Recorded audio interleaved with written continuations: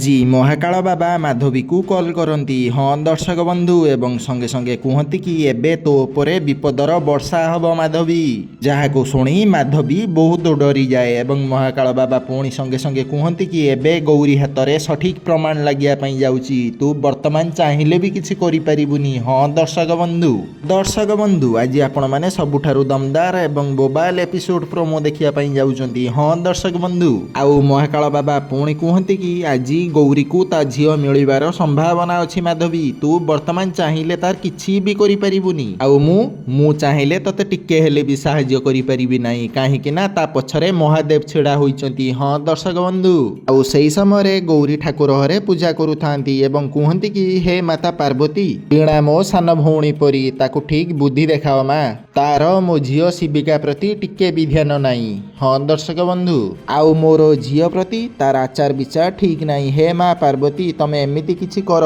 जहा द्वारा ता मनरे ममतार स्पर्श आसु। हाँ दर्शक बंधु और सही समय वीणा घर बाहर को जाउथाए एवं संगे संगे उमा घर भीतर को पशि आसे, जहा को देखी वीणा बहुत रागी जाए एवं वीणा कहे कि तू पुणी कौन पाई आम घर को आसिलु एवं संगे संगे उमा तार प्रकृत रूप देखई दिए। हाँ दर्शक बंधु एवं उमा संगे संगे माता पार्वती वेश धारण करे।